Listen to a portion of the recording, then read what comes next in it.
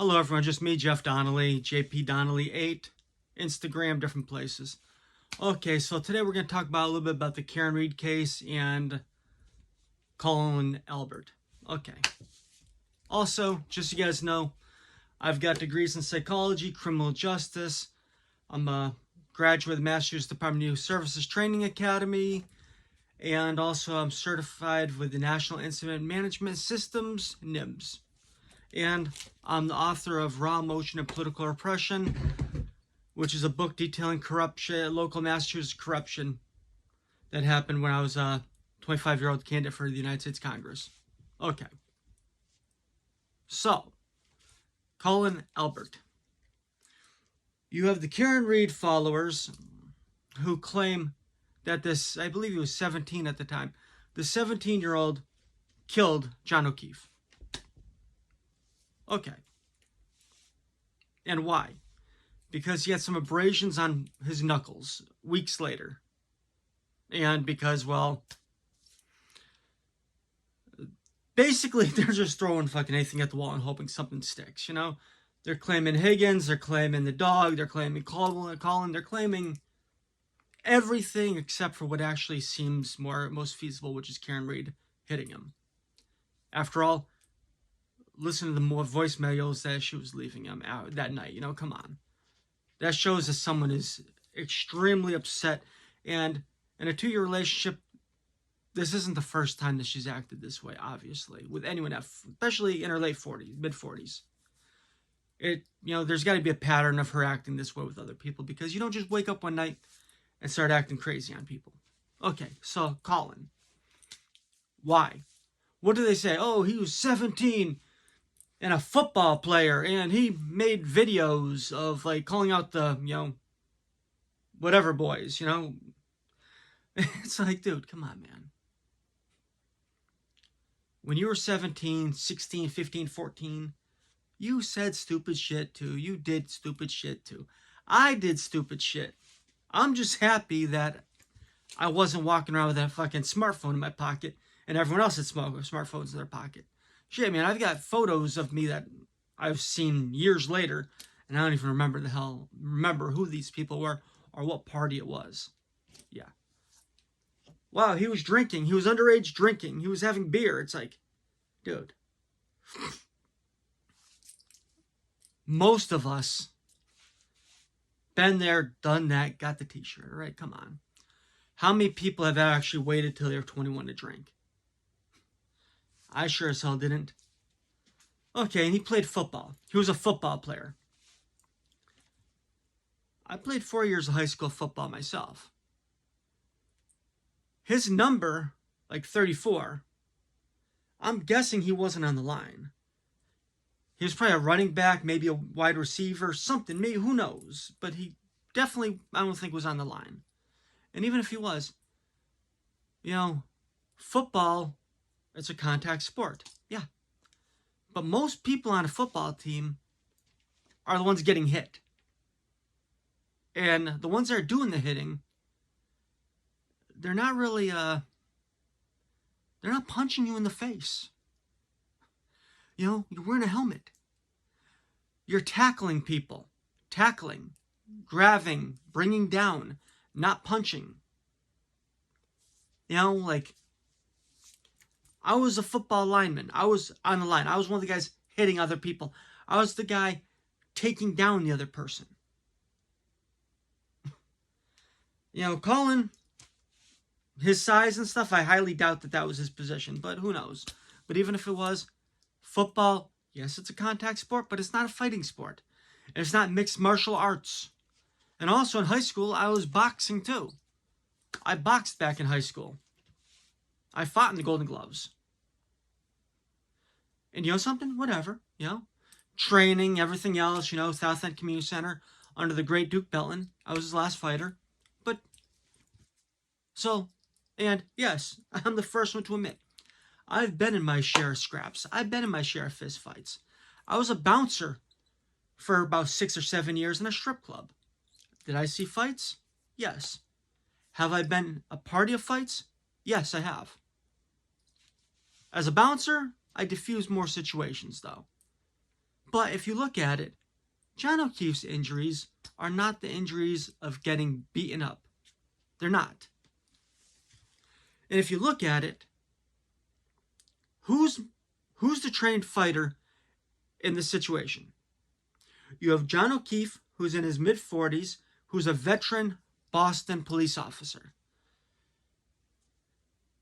And he was in shape. He's not one of these roly-poly Boston cops. He's a cop that's in shape, which means that obviously he takes care of himself, he took care of himself, and he knew how to take care of himself on the street, obviously, especially Boston. So you got a veteran Boston cop in his mid-40s against a 16, 17-year-old high school football player. John O'Keefe was 6 foot something, 200 something pounds. Colin Albert, from what I've heard, is under 6 foot tall, 100 something pounds. So let's see, you got John O'Keefe outweighing Colin Albert, outweighing him, taller, more experience fighting, even doing non-violent restraints, which are pretty much violence. Trust me, I know, I've done them. You're bringing people down face down, so if anything, if Colin Albert and John O'Keefe would have gotten into a fight that night, Colin Albert would have had injuries to his face. There would have been noticed injuries. But no, there wasn't. Why? Because number one, Colin Albert wasn't even in the fucking property. And number two, Karen Reed backed up into John O'Keefe. She hit him. She was pissed. She was upset. So she hit him. Plain and simple. But yet, what they've done is they've targeted a 17-year-old, 16, 17-year-old high school student. Why? Because Karen Reed cannot face the consequences of her actions. So what do? You blame an idiot high school kid. And I say idiot because even though we've all been there, that video he did about calling out the Vintage Boys, whatever the hell it was, come on, man. And if you look at it, if he was a fighter, people would be coming out saying, I saw him do this, I saw him do that, I saw him fight this person, I saw him beat this person up. Everyone would be coming out of the woodworks in order to say that. But they're not. Why? Because the guy doesn't have a history of fighting people. He's just one of these loudmouth, bragging, calling you out, I'm calling you out, man. I'm calling you out. Dude, look at me.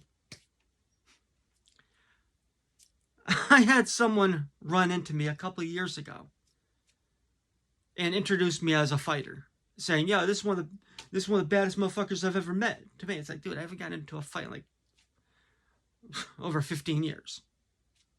Yet, when you have a reputation for fighting, that reputation does not leave you. People remember, people talk about it, and if you're a bully, people talked about that even more so. Me, I wasn't a bully. I was the one that took care of bullies. If someone bullied me, I took care of the situation. If someone bullied someone I knew and cared about, I took care of the situation, plain and simple. Did I do it the right way? Some say yes, some say no, but I'll tell you this. If you physically correct someone's negative behavior, they don't really have a tendency to conduct that behavior again because they don't want to get physically corrected again. Just like your parents. If you do something wrong as a child and they take the belt to you, you kind of hesitate before you do that again. Just saying. But if you look at it, Colin, the records say he wasn't even there. He had already left by the time John O'Keefe got there. And if you look at it, people saying it was a setup. What were they going to do? Kill Karen Reed too when she came over? Come on, man. They were invited over. It was an open invite. They're invited. John O'Keefe and the homeowner knew each other, kind of, semi, it was formally. But John O'Keefe knew other people there, including the guy's brother and stuff. And something? If you look at it, Colin, if you have a problem with your former neighbor, or your neighbor, because Colin was his former neighbor at this time, His father was the former neighbor as well. If you have a problem with your neighbor or with your neighbor's idiot son, right? And remember, like the bottles thrown in the yard and all these other issues were all, the only person saying these things is Karen Reed, who has the most to actually gain in this situation by painting him as the aggressor. She wasn't there, and come on, it's more likely than not that she's making up the other stuff, because ask yourself this. If your neighbor has a kid who's giving you a hard time, doing all of this other crap, right? Are you gonna go to their pizza shop and eat at their pizza shop? Are they gonna invite you out to, to a bar that night to hang out? Like the defense is saying, oh, well, he texted him and he said, if you don't come out tonight, we're going to tear up your fucking lawn. Dude, come on, man. You never heard guys talk? When a guy says, if you don't come out tonight, I'm going to tear up your lawn. Dude, those are two friends talking. That's how friends talk. That's how guys talk. I'm going to tear up your lawn. It's not saying, if I see you out here tonight, I'm going to tear up your lawn, It's saying, we're friends, we're friendly, let's hang out. That's how guys talk. Just like the two guys in the bar, joking around. Hey, if Albert would have been doing that to John O'Keefe in the bar, smack him around, like push him around a little bit, okay, that's a red flag. But he did it to Higgins. So, it's just how guys, it's just how alpha guys, manly men, it's just how we talk.